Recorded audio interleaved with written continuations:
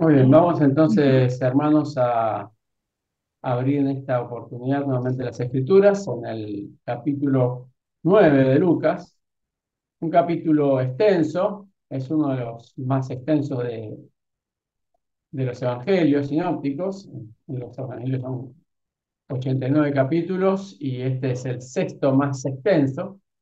Así que vamos a leerlo y luego compartiremos alguna meditación, sobre todo porque relata muchas situaciones que ya hemos visto tanto en el Evangelio de Marcos como en el Evangelio de Mateo. Así que comenzamos leyendo en Lucas capítulo 9. Dice así: habiendo reunido a sus 12 discípulos, les dio poder y autoridad sobre todos los demonios y para sanar enfermedades. Y les envió a predicar el reino de Dios y a sanar a los enfermos. Y les dijo: no toméis nada para el camino, ni bordón, ni alforja, ni pan, ni dinero, ni llevéis dos túnicas. Y en cualquier casa donde entréis, quedad allí y de allí salid. Y donde quiera que nos recibieren, salid de aquella ciudad y sacudiréis el polvo de vuestros pies en testimonio contra ellos. Saliendo, pasaban por todas las aldeas anunciando el evangelio y sanando por todas partes. Herodes, el tetrarca, oyó de todas las cosas que hacía Jesús y estaba perplejo, porque decían algunos: Juan ha resucitado de los muertos, otros: Elías ha desaparecido, y otros: algún profeta de los antiguos ha resucitado. Y dijo Herodes: a Juan yo le hice decapitar. ¿Quién pues es este de quien oigo tales cosas? Y procuraba verle. Vueltos los apóstoles, le contaron todo lo que habían hecho y tomándolos, se retiró aparte a un lugar desierto de la ciudad llamada Betsaida. Y cuando la gente lo supo, le siguió y él los recibió y les hablaba del reino de Dios y sanaba a los que necesitaban ser curados. Pero el día comenzaba a declinar y acercándose los 12 le dijeron: despide a la gente para que vaya a las aldeas y campos de alrededor y se alojen y encuentren alimentos, porque aquí estamos en lugar desierto. Él le dijo: dadle vosotros de comer. Y dijeron ellos: no tenemos más que 5 panes y 2 pescados, a no ser que vayamos nosotros a comprar alimentos para toda esta multitud. Y eran como 5.000 hombres. Entonces dijo a sus discípulos: hacedlos sentar en grupos de 50 en 50. Así lo hicieron, haciéndolos sentar a todos. Y tomando los 5 panes y los 2 pescados, levantando los ojos al cielo, los bendijo y los partió y dio a sus discípulos para que los pusiesen delante de la gente. Y comieron todos y se saciaron y recogieron los que les sobró 12 cestas de pedazos. Y aconteció que mientras Jesús oraba aparte, estaban con él los discípulos y les preguntó diciendo: ¿quién dice la gente que soy yo? Algunos respondieron: unos Juan el Bautista, otros Elías y otros que algún profeta de los antiguos ha resucitado. Él le dijo: ¿y vosotros quién decís que soy? Entonces Pedro dijo: el Cristo de Dios. Pero les mandó que a nadie dijesen esto, encargándoselo rigurosamente. Y diciendo: es necesario que el Hijo del Hombre padezca muchas cosas y sea desechado por los ancianos, por los principales sacerdotes y por los escribas, y que sea muerto y resucite al tercer día. Y decía a todos: si alguno quiere venir en pos de mí, niéguese a sí mismo, tome su cruz cada día y sígame. Porque todo aquel que quiera salvar su vida la perderá, y todo el que pierda su vida por causa de mí, éste la salvará. Pues, ¿qué aprovecha al hombre si gana todo el mundo y se destruye o se pierde a sí mismo? Porque el que se avergonzare de mí y de mis palabras, de éste se avergonzará el Hijo del Hombre cuando venga en su gloria y en la del Padre y de los santos ángeles. Pero os digo en verdad que hay algunos de los que están aquí que no les gustarán la muerte hasta que vean el reino de Dios. Aconteció, como 8 días después de estas palabras, que tomó a Pedro, a Juan y a Jacobo y subió al monte a orar. Y entre tanto que oraba, la apariencia de ellos, de su rostro, se hizo otra y su vestido blanco y resplandeciente. Y aquí 2 varones que hablaban con él, los cuales eran Moisés y Elías, quienes aparecieron rodeados de gloria y hablaban de su partida que iba Jesús a cumplir en Jerusalén. Y Pedro y los que estaban con él estaban rendidos de sueño, mas permaneciendo despiertos vieron la gloria de Jesús y a los 2 varones que estaban con él. Y sucediendo que apartándose ellos de él, Pedro dijo a Jesús: Maestro, bueno es que para nosotros que estemos aquí y hagamos tres enramadas, una para ti, una para Moisés y una para Elías, no sabiendo lo que decía. Mientras que él decía esto, vino una nube que los cubrió y tuvieron temor de entrar en la nube. Y vino una voz desde la nube que decía: Este es mi Hijo amado, a él oíd.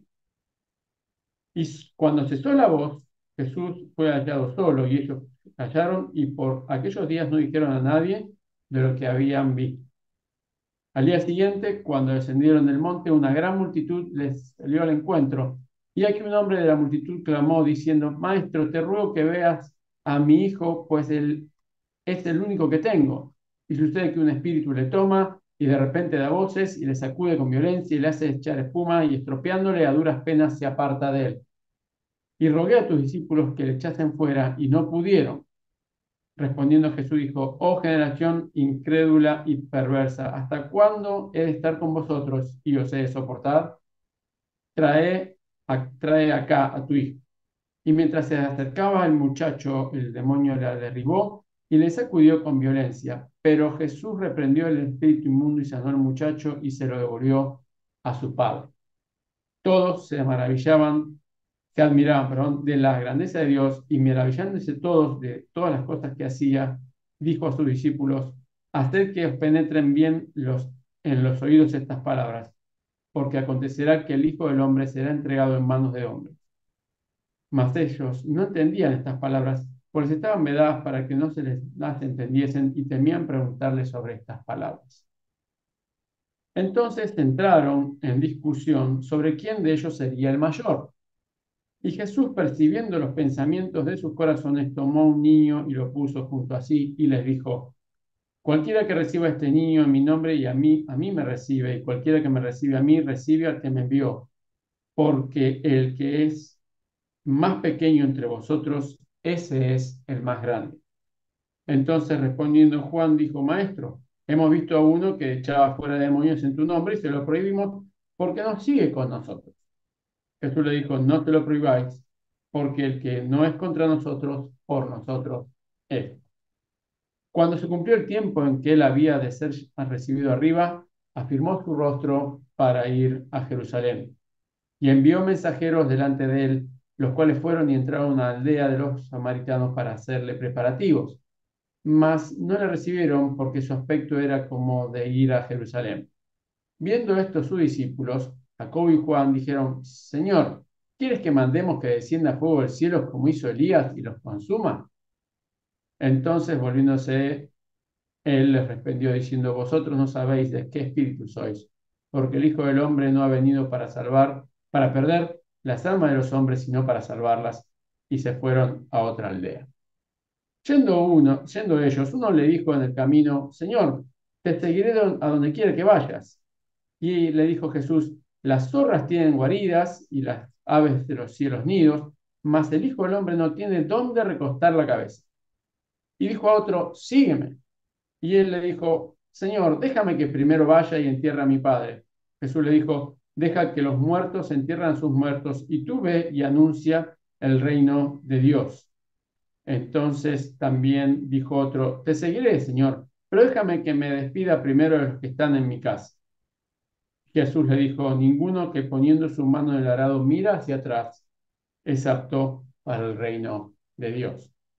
Concluimos entonces este capítulo de lectura, donde encontramos, como hemos mencionado, siendo uno de los evangelios conocidos como sinópticos, una gran cantidad de situaciones que comparten con Mateo y con Marcos. La mayoría de ellas los podemos leer en Marcos 6, 8 y 9, o en Mateo 14, 16 y 17.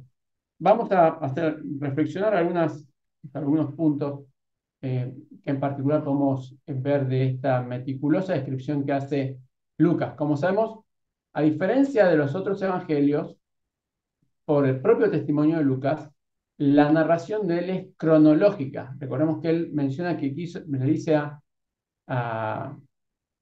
a Teófilo, a quien está dirigido, que había puesto en orden todos los acontecimientos. Por eso a veces nos encontramos con que el orden que encontramos en Lucas difiere de los otros evangelios, donde Lucas es el que es más cronológicamente certero. Es cierto que encontramos en primer lugar esta comisión que hace primero a los 12 discípulos de ir y predicar, y nos encontramos también con esta situación particular donde, al igual que en los otros evangelios, Herodes, que era el responsable de gobernar la zona en Galilea, donde fue la gran parte del ministerio del Señor, se encuentra con este fenómeno del Señor Jesús obrando milagros, predicando, y ahora con un grupo de discípulos que también no solamente predican, sino que también hacen milagros por el poder que el Señor les había dado. Y a diferencia de los otros evangelios que se enfocan en el hecho eh, de la muerte de Juan, que en todos los relatos Herodes destaca, en los otros evangelios encontramos justamente el relato de la muerte de Juan y cómo fue hecho. Acá no hace una descripción de ese relato, pero sí nombra un detalle muy importante que solamente se ve reflejado también solamente en Lucas, que es este hecho de que Herodes deseaba verle. Y vemos que luego, durante el proceso judicial, el Señor en esta mañana, donde luego de haber sido capturado, primero fue ante Pilatos y luego va a Herodes. El único que relata esa audiencia particular es solamente Lucas. Lo que nos hace notar justamente de este hombre que estaba interesado en las cosas espirituales, pero o lo llamó la atención, porque evidentemente él había una cierta, como leemos en los otros evangelios, que él escuchaba bien, le interesaba y estaba atraído por el mensaje de Juan en primer lugar y por el mensaje del Señor, pero cuando ese mensaje no era todo lo que él quería o llegaba a un límite, él finalmente se sentía defraudado. Vemos como él esperaba que el Señor le hiciese milagros, que tuviese alguna demostración de su poder, y como no la obtuvo, de algo que era tan famoso, como él lo desprecia y lo envía nuevamente a Pilato. También eso nos hace reflexionar con lo que nos encontramos hoy por hoy muchas veces en el mundo, esta eh, facilidad que Satanás tiene para que la gente se vea atraídos por lo espectacular y no por lo eterno y lo permanente.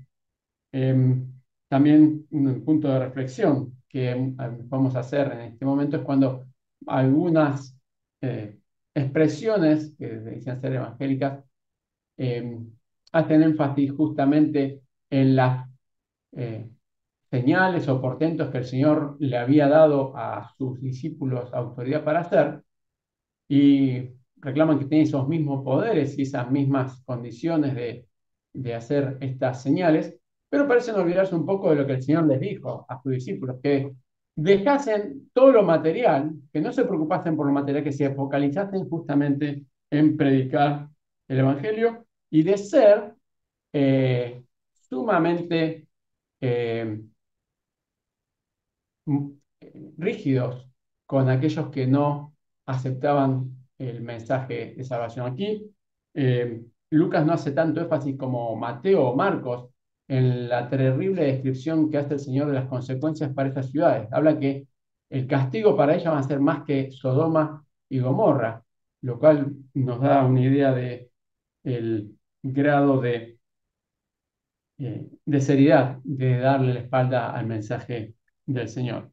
Lo cierto es que, bueno, ellos vuelven de este recorrido y el Señor los retira a un lugar aparte, luego de toda esta travesía, seguramente ellos compartiendo todo lo que habían vivido en aquellos días, muchas veces ya eufóricos, pero también cansados, y dice que en este lugar desierto, cerca de la ciudad de Bethsaida, y la gente se enteró y se acercó, y el Señor aún en medio de esta eh, reunión seguramente con mucha fatiga de los suyos, porque como lo relatan en los evangelios, recibe a las multitudes y les hablaba del reino y sanaba a los que necesitaban ser curados.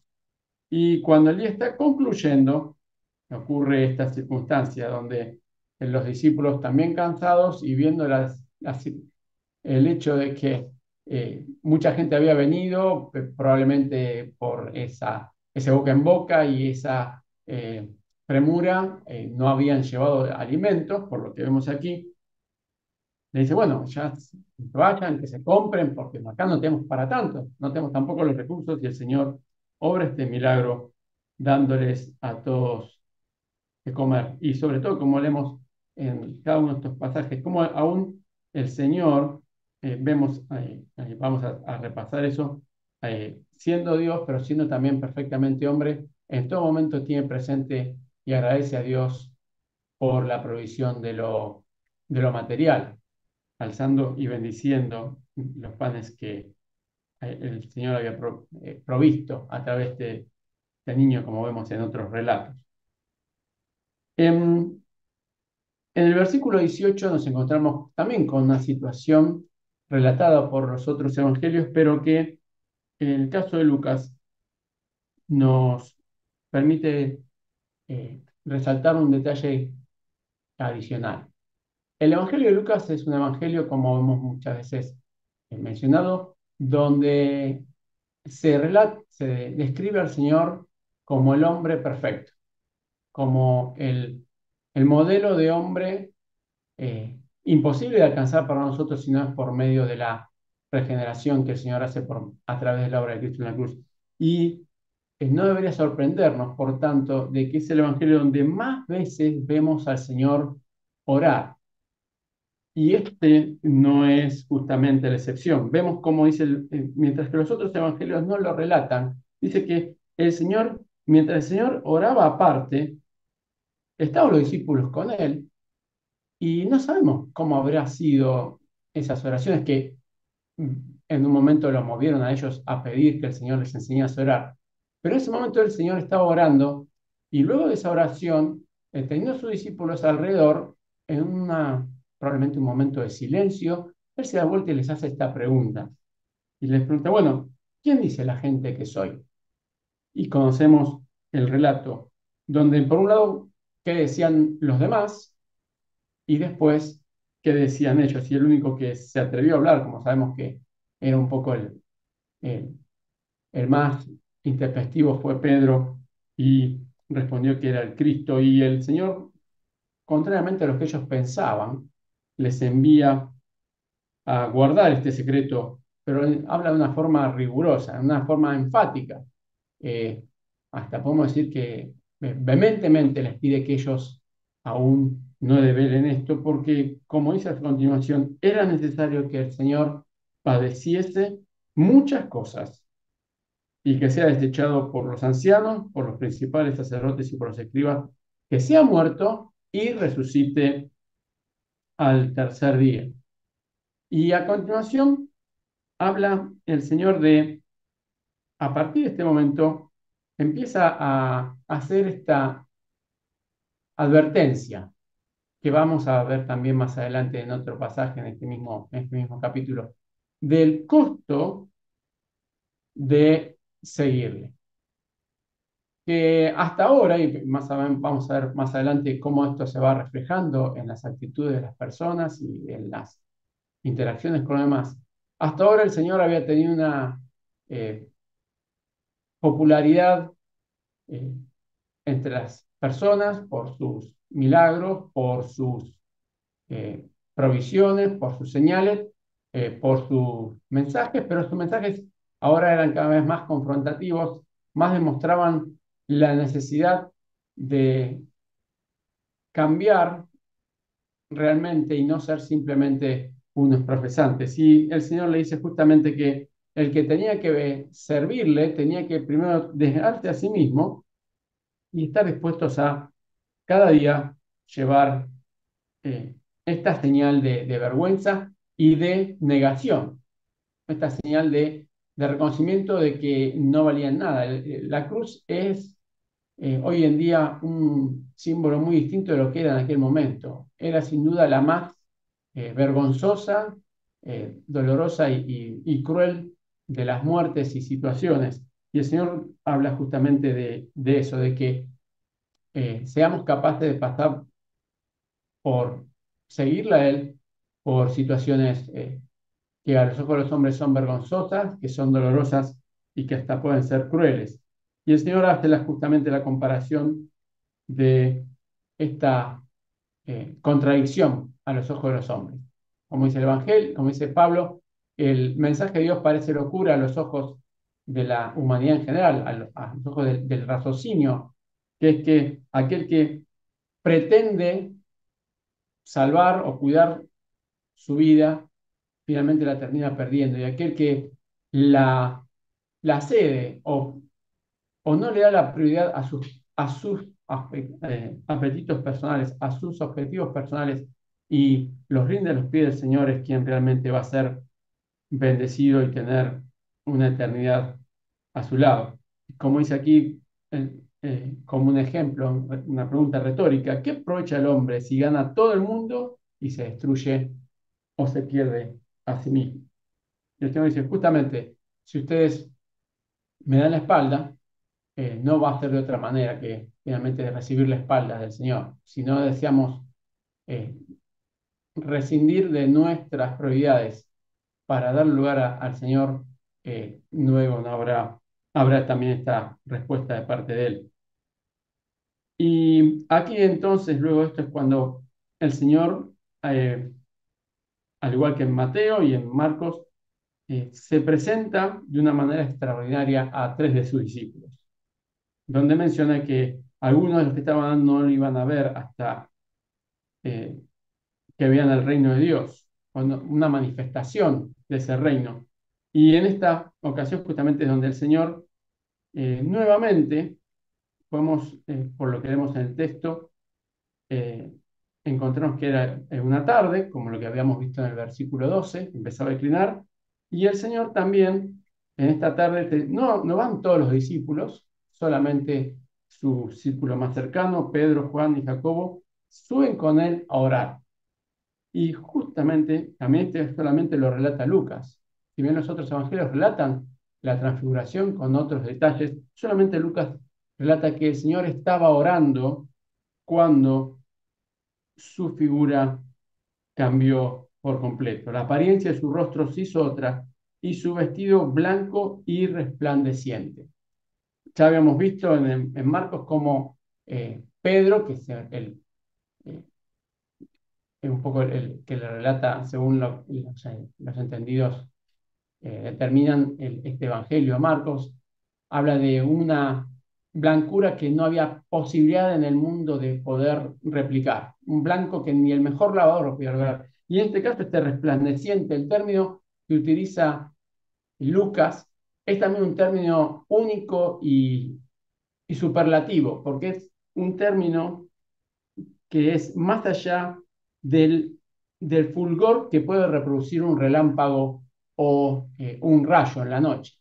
Podemos imaginarnos en este atardecer, como vemos acá, como también podemos deducir más adelante en el texto, que en forma repentina esa noche se hizo mucho más que de día. Muchas veces nos hemos encontrado una noche oscura y al caer un rayo o ver un relámpago, cómo se ve todo lo que era oscuro y tenebroso, por un segundo se ilumina casi con el brillo del sol. Y esto es lo que ellos vieron. Y aquí justamente este término resplandeciente da idea de eso, da idea justamente de un brillo eh, más intenso aún que el de un rayo o de un relámpago.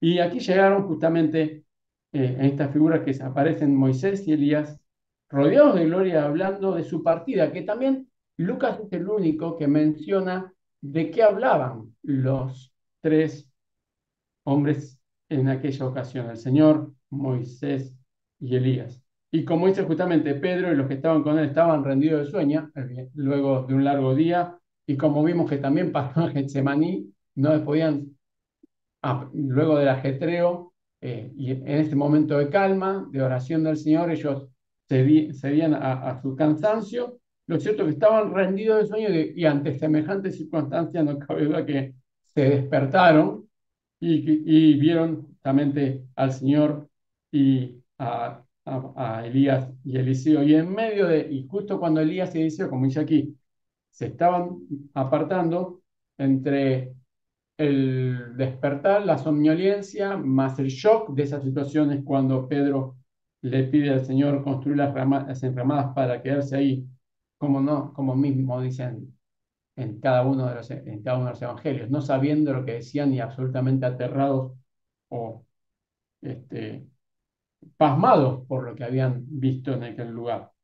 Y es cuando vemos que una nube, seguramente una nube espesa en esa noche, desciende y ellos tenían temor de acercarse a ellos y el Señor, desde el cielo, Dios les reafirma esta verdad que Pedro ya había eh, declarado, que era el Hijo de Dios y que debían haber.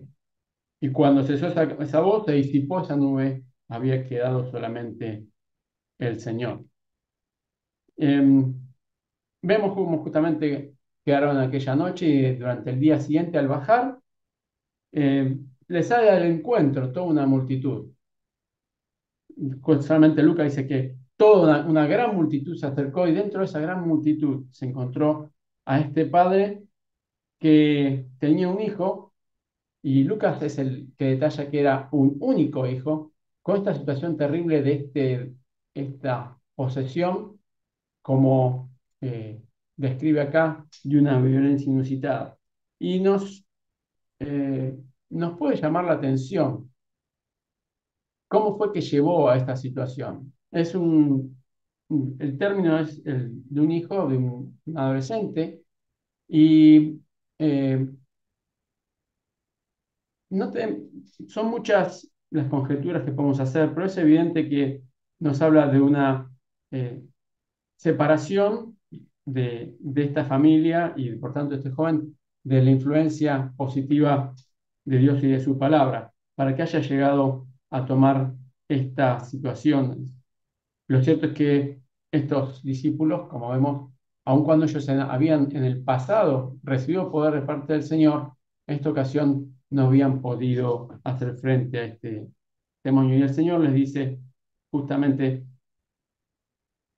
esta reprimenda y vemos reflejados quizás en estas palabras algunas de esas inflexiones del carácter del Señor, de su humanidad y de su deidad al mismo tiempo, donde ve cómo el mensaje no hace el efecto que debería hacer y justamente lo llama una generación incrédula y desviada y por eso no habían podido lograr la cura, la salida del demonio de este joven. Y lo cierto es que el Señor obra y el resultado de esta intervención la encontramos en el versículo 43, que también solo lo encontramos en Lucas, que todos se admiraban de la grandeza de Dios. Y eso también nos llama a la reflexión sobre que, y como vemos también en Juan, cuando él explica el objetivo de cada una de las señales, cada señal que el Señor hacía y sus discípulos hacían, buscaban que fuese reconocido Dios por su grandeza y por su gloria. Es justamente lo que lograba este, este hecho, lo cual también nos debe llamar a la reflexión en los días de hoy, cuando vemos las manifestaciones que algunas personas hacen o determinados espectáculos que encontramos, si realmente están logrando lo que hacían los milagros que el Señor o las señales que el Señor hacía junto con sus discípulos. ¿Llaman a la gloria de Dios a reconocerle o finalmente terminan siendo un mero espectáculo sin lograr el efecto definitivo y permanente de la liberación, de la sanación de las personas? Encontramos también entonces acá como en medio de esto, estaban todos maravillados, el Señor le dice, miren, no se dejen llevar por las apariencias, porque dice, haced que os penetre bien en los oídos estas palabras. Bien, porque acontecerá que el Hijo del Hombre será entregado en manos de pecadores. El Señor les llama la atención como diciendo, eh, hoy por hoy la gente se maravilla pero evidentemente no hay un cambio profundo y significativo en sus vidas, porque finalmente eh, habrán de entregar a aquel que es su Salvador, no dejarse llevar por las apariencias. Y en el artículo del versículo 46 nos encontramos con este relato también donde es interesante componer la imagen entre los tres evangelios. Porque en primer lugar, ellos venían discutiendo, el Señor percibe que están discutiendo y Él les pregunta, ¿de qué están discutiendo entre ustedes? Y en uno de los evangelios ellos no dicen nada, pero finalmente se animan y le preguntan, Señor, bueno, ¿quién es el mayor? Y el Señor toma a un niño y el término acá de este niño es de un niño pequeño, no un niño mucho más pequeño que el que vimos, o el joven que veíamos en el milagro de los versículos anteriores. Un niño muy, muy pequeño y él lo pone junto a ti. ¿Eh? Nos podemos imaginar a este niño pequeño rodeado por todas esas personas mayores, pero el Señor poniendo seguramente su mano sobre su hombro para que se sintiese seguro y se sintiese cómodo. Dice, miren, cualquiera que recibe a este niño, en mi nombre, a mí me recibe, y cualquiera que me recibe a mí, recibe al que me envió. Porque el más pequeño entre todos vosotros, este es el más grande. No, el Señor no buscaba que ellos eh, buscasen el aspecto exterior o organizacional que encontramos muchas veces de quién es el más importante, sino justamente, como leemos también en la historia de David, el Señor buscaba en el corazón quién era el que estaba dispuesto a servir y darle lugar a aquel que lo necesitaba. Y justo es interesante cómo en ese momento, queriendo como componer la situación o queriendo desviar el tema, Juan le dice, entonces respondiendo Juan dijo, maestro, hemos visto uno que echaba fuera demonios en tu nombre y te lo prohibimos porque no sigue con nosotros. Lejos Juan, que como sabemos tenía su carácter, reconocido por el Señor, igual que Jacobo, Pedro, todos tenían algunos más, otros menos sus características, quiere un poco desviar la atención como diciendo, bueno, está bien, pero mirá qué bien que hicimos con esto. Y es interesante que lo que dice eh, Juan, dice, se lo prohibimos porque no sigue con nosotros. Juan no le dijo, se lo prohibimos porque no te sigue. Ahí estaba un poco demostrando el hacha, Juan, de sentirse un poco a la misma altura o con la autoridad para compararse con el Señor. Hasta, no sigue con nosotros. Eh, y el Señor les llama la atención diciendo, no te lo priváis, porque el que no es contra nosotros, por nosotros es.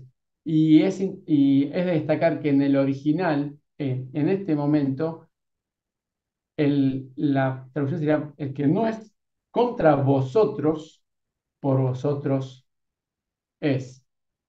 Unos evangelios nos relatan como nosotros y otros como vosotros. En uno y otro caso, el Señor les hace notar de que eh, debían ellos prestar atención a los resultados y no a la forma. Y a continuación viene un relato que solamente ocurre en el Evangelio de Lucas, porque habla de esta circunstancia donde el Señor dice que cumplido el tiempo que había de ser recibido arriba, afirmó su rostro para ir a Jerusalén. Y nuevamente estaban en Galilea, iban a Jerusalén y iban de Jerusalén, sabemos el conflicto que había entre los judíos y los samaritanos, y el Señor, que había pasado ya por allí, y reconocemos el relato de la mujer samaritana, cómo esa población en particular la había reconocido. Aquí otra aldea no lo recibe. Y acá, de vuelta, vemos a Jacobo y a Juan pidiendo al Señor si Él quiere que descienda fuego del cielo, ¿eh? Como una forma de venganza, como una forma de hacer notar que ellos eran los discípulos del Cristo. Y el Señor justamente les hace notar que no era la forma que el Señor tenía pensado. Si bien en algunos originales esta frase del Señor no está presente, está claro que el mensaje era ese sin duda, que el Señor tiene misericordia y paciencia de cada uno de nosotros. Termina este relato, este capítulo, y en ese camino, un escriba, según el relato de Mateo, se acerca y le pide al Señor que le permita seguirle. Y el Señor dice, no se lo negó, pero lo advirtió del costo. Y el costo, aún en cosas inmediatas, prácticas y materiales, donde él no habría de tener dónde recostar su cabeza. No es menor, porque los escribas tenían una fama y un prestigio importante, eran un grupo muy reconocido y de muy alta estima dentro de los pueblos, del pueblo. Entonces, él debería estar dispuesto a perder ese prestigio, a perder de esa escala social con tal de servir al Señor. Por el otro lado, sin embargo, nos encontramos con este otro ejemplo donde el Señor lo llama a esta otra persona. El versículo 59 dice, sígueme. Y él le dice, Señor, déjame que primero vaya y entierre a mi padre. Y el Señor dijo, deja que los muertos entierren sus muertos y tú ve y anuncia el Evangelio de Dios.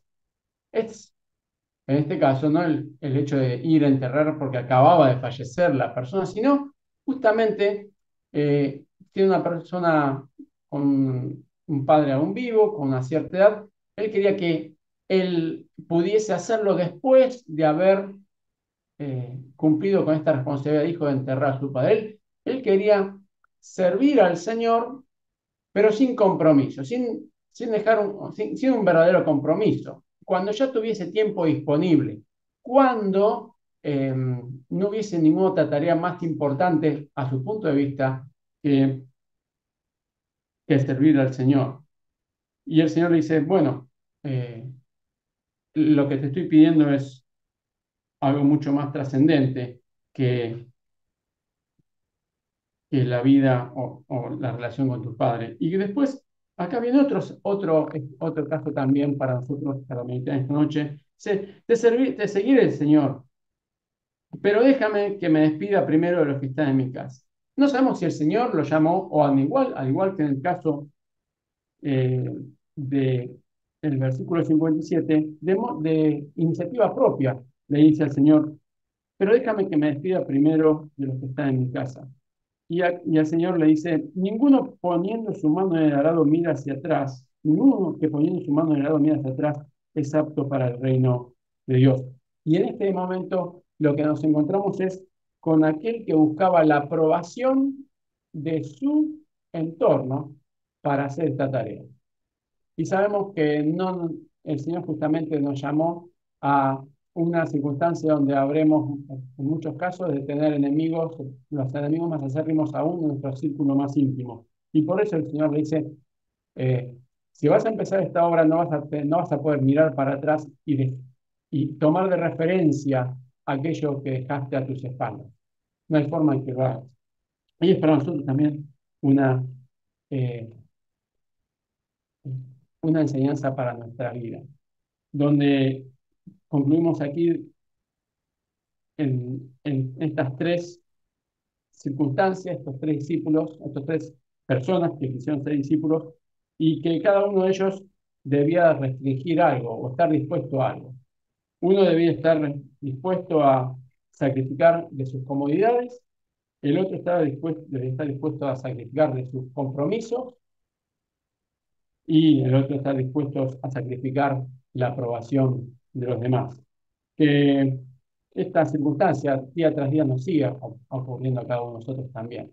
Que el Señor nos perdone por las muchas veces que flaqueamos, claudicamos en estas eh, circunstancias y no les salimos como el Señor nos pide en los versículos anteriores, donde a veces no que no perdamos eh, nuestra vida en forma eterna, pero sí les perdemos de servirle y de disfrutar de mejores bendiciones a través de la obra de Cristo en nuestra vida, cuando restringimos nuestras prioridades, cuando cedemos a nuestros intereses y de esa manera poder subir el plan de Dios para nuestras vidas.